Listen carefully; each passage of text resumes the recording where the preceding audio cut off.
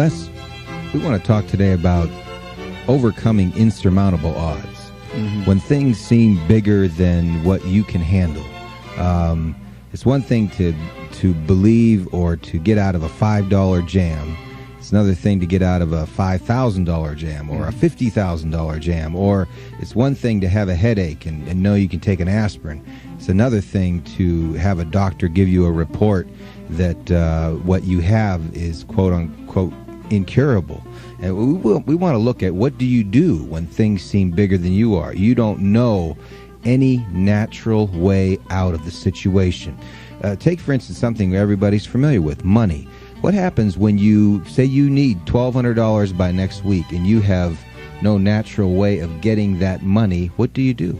There most certainly are times when we feel like that. When you say, I don't have any idea whatsoever of what I'm going to do to pull this out. Now, I've been in situations like that, where I had deadlines I had to meet. I didn't meet those deadlines, and I lost a car, lost a home, lights were cut off, telephone was cut off. All of those things are going to happen to you at different points in life. Now, the question is, what does it really mean? It really doesn't mean anything. It's not important at all.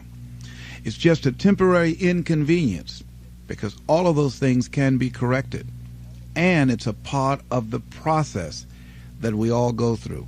Now, the challenge is, in the midst of all of these things, is, one, to stay focused on your goal, and two, to keep your expectations of making it happen, and keeping your energy positive, and relentlessly looking for ways in order to pull it out.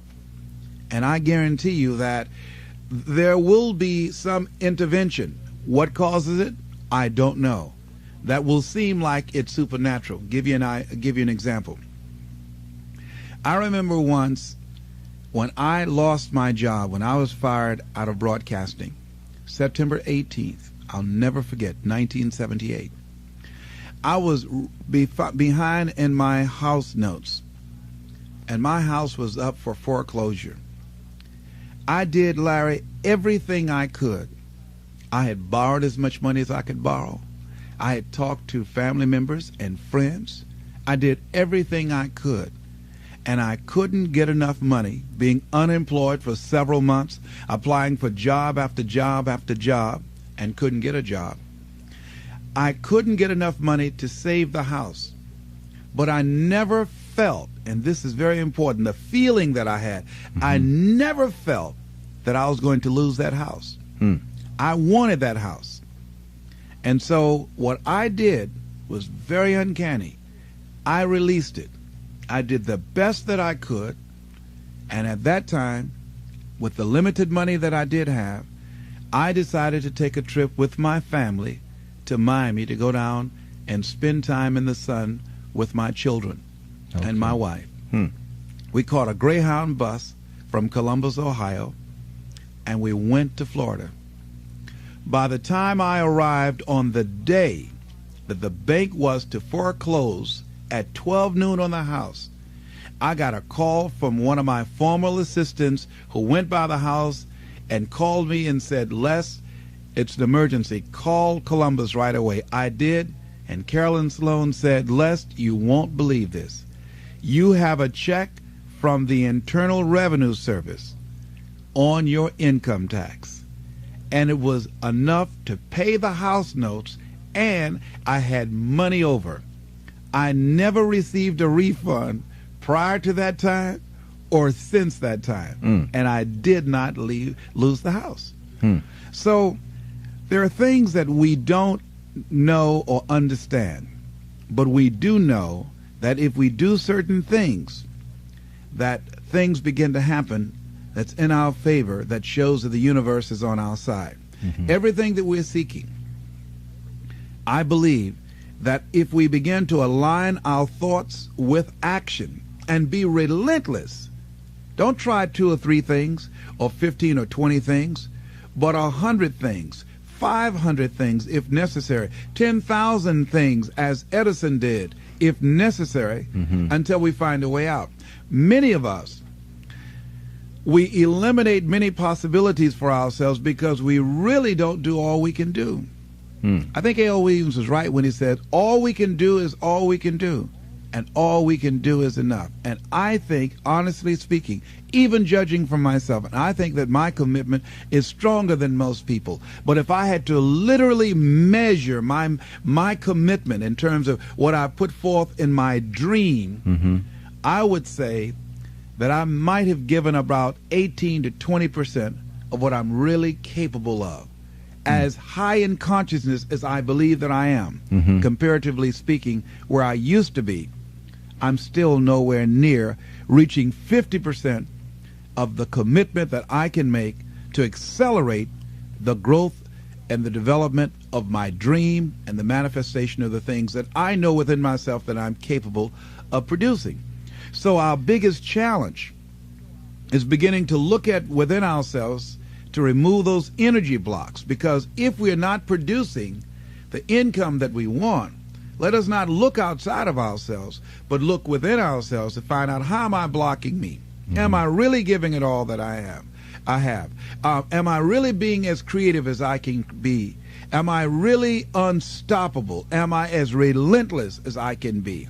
Am I exhausting every means possible? Am I turning up every rock to find what it is that I'm looking for?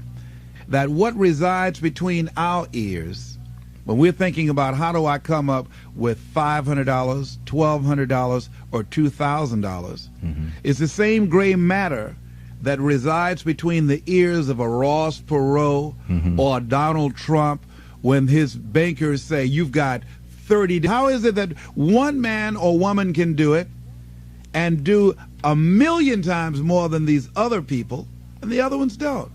It has to be consciousness. It has to be, and when we talk about consciousness, we're talking about a collection of our thoughts, our feelings, and our emotions and experiences used as an active force to produce in our lives that which we want to produce. Because everything that exists in life, the microphones that we're speaking in, the shoes that we have on our feet, the chairs that we're sitting in, the clothes that we're wearing, the homes that we live in, the cars that we drive, all of that came out of our consciousness. That all came out of the invisible into the visible. And man was the vehicle, the outlet to produce that. When a person's pursuing their dream and they are stopped by, there's many people that say, well, I tried it, but it didn't work. Yes. I tried it, but it didn't work. Apparently something stopped them in midstream in pursuing their dream. Yes. And most likely, don't you think it was something that they felt they couldn't surmount? It seemed as though they were stuck and there was no way out, so therefore they give up and say it didn't work? They drew a line. See, wherever we are stopped in our dream, we stopped at a place called willingness. Anybody that has fallen short of their goals, they ran into something that they were not willing to handle. Because in order to reach your dream, in order to make things happen, there must be a willingness to do what is required. If the need is to raise $2,000, and let's say you have a set of tapes for $40, are you willing to make 200 calls a day? Are you willing to stand on a corner and talk to people and say, listen, I've got a set of tapes here that can change your life? Are you willing to make the commitment that you will not go to sleep until you sell at least 10 tapes a day? Are you willing to say, if it takes me 12 hours walking and talking to people all day long until I find 10 people that will say yes, if I have to talk to 200 people or 300 people, that in order to provide food for my family, to provide shelter, to not to have creditors hounding me, am I willing to talk to 300 people a day? Am I willing to stand in an airport and sell tapes? Am I willing to go out and make calls again and again and again? Am I willing to knock on doors? Am I willing to do that? See, if we have some skill, some ability, some knowledge or some product, then the only thing that's between us and what we want to generate is our willingness to expend the energy to produce the results that we want. Am I willing to wash cars? Am I willing to scrub floors? Am I willing to wash dishes? Am I willing to go out and speak or do seminars or workshops? What am I willing to do with my energy, my time, and my knowledge to produce the results? That's the bottom line. What are you willing to do? And what most people don't realize is they don't give up on their goals because it becomes insurmountable or it's impossible.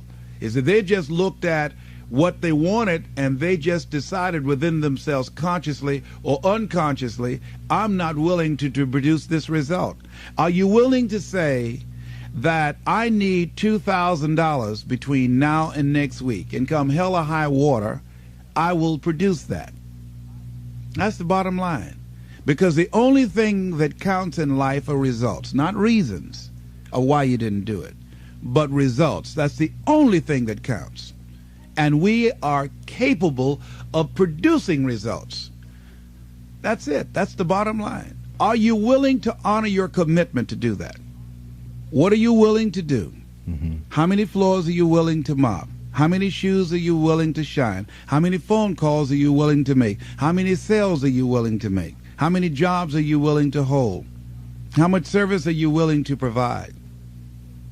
Isn't there a difference between working hard and working smart? Without any questions. But see, here's the thing, though, Larry, that most people don't keep their commitments. They are not willing to be a no-matter-what person. That I'm going to make this happen no matter what.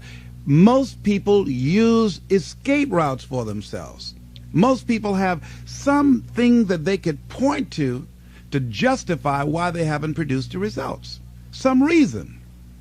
Well, people weren't buying. Or the economy is soft. Somebody somewhere is buying. Somebody somewhere is spending some money.